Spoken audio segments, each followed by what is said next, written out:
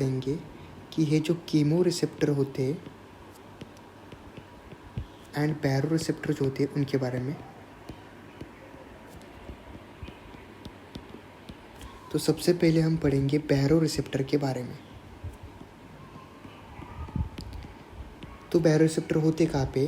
तो बैरो रिसेप्टर जो होते हैं उनको हम पढ़ेंगे। सबसे पहले देखो कि सपोज ये जो होती है, अगर हम इसे कैरोटिड आर्टरी समझे तो उसके दो ब्रांचेस बनती है।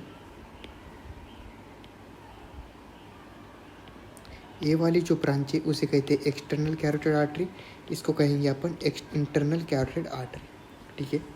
और यहाँ पे अब हम आयोटिक आर्च को भी ड्रॉ कर लेते हैं। ये जो है वो आयोटिक आर्च है जो कि लेफ्ट वेंट्रिकल से निकली हुई है, ठीक है। तो होता क्या है कि यहाँ पर इंटरनल कैरोटिड आर्टरी में एक एक्सपेंशन तैयार होता है इस तरीके से। ये जो एक्सपेंशन तैयार हुआ है इसको एक नाम दिया गया है, इसको कहते हैं कैरोटिड साइनस। तो होता क्या है कि जो हमारी जो ग्लोसोफेरेंजियल नर्व होती है, that is 9th cranial nerve, उसकी एक ब्रांच जो होती है वो कहाँ तक आती है? यहाँ तक आती है। और उसकी नर्व एंडिंग यहाँ पे उसकी बहुत सारी नर्व एंडिंग बनती है। ये जो ब्रांच है ग्लोसोफेरेंजियल नर्व की, 9th cranial नर्व की, उसको कहते हैं अपन साइनस नर्व ऑफ हियरिंग। उसी प्रकार से यहाँ पर 10th cranial nerve that is vagus nerve की ब्रांच आती है और वो यहाँ पर नर्व एंडिंग तैयार करती है। अब ये जो नर्व एंडिंग यहाँ पर बन रही इन दोनों जगहों पे, ये जो नर्व एंडिंग है इनको ही अपन क्या कहते हैं? इनको ही अपन कहते हैं बैरो रिसेप्टर। इनको बैरो रिसेप्टर इसलिए कहते हैं क्योंकि ये जो नर्व एंडिंग है ये क्या कर सकती है? ये मैकेनो सेंसिटिव होती है। मैकेनो सेंसिटिव, इसका मतलब ये मैकेनिकल स्ट्रेस से एक्टिव हो जाती है। मैकेनिकल स्ट्रेच से एक्टिव हो जाती है, इसलिए इन्हें हम बैरो रिसेप्टर कहते हैं। अब बात करते हैं कीमो रिसेप्टर के बारे में। तो जो कीमो रिसेप्टर होते हैं, कीमो रिसेप्टर वो क्या होते हैं?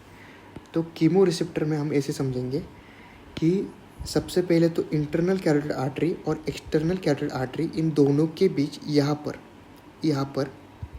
एक बॉडी होती है। और उसी प्रकार से यहाँ पर भी एक बॉडी होती है।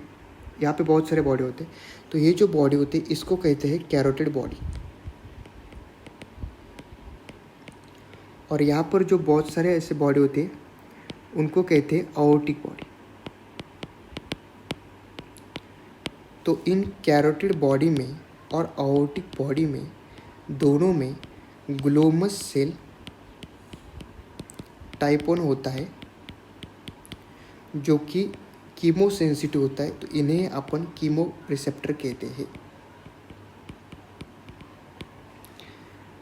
अब ये जो कीमो रिसेप्टर होते हैं जो कि कैरोटिड बॉडी और आयोटिक बॉडी में होते हैं, तो यहाँ पर जो कैरोटिड बॉडी है इसको कहाँ से सप्लाई आएगा? तो ये जो साइनस नर्व ऑफ हियरिंग है वो ही इस यहाँ पर कैरोटिड बॉडी में जो कीमो रिसेप्टर है उनको सप्लाई करती है।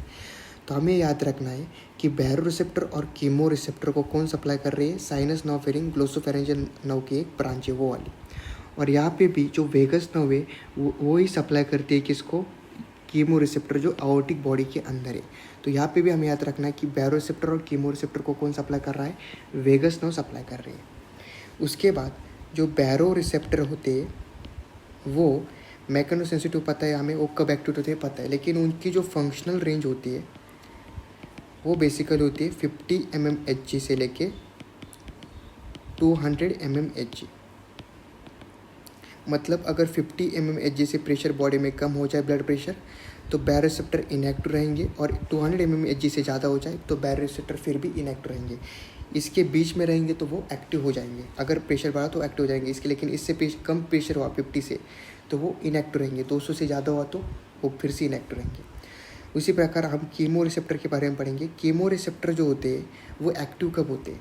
तो कीमो रिसेप्टर 3 कंडीशन में एक्टिव होते हैं। जब पार्शियल प्रेशर ऑफ ऑक्सीजन बहुत ज़्यादा कम होता है तब, जब पार्शियल प्रेशर ऑफ CO2 बहुत ज़्यादा बढ़ता है तब, और तीसरा H+ आयंस का कंसंट्रेशन अगर बहुत ज़्यादा बढ़ गया तब। तो इन 3 कंडीशन में कीमो रिसेप्टर जो होते हैं वो एक्टिव होते हैं। That's it, this is a basic about chemoreceptor and baro receptor.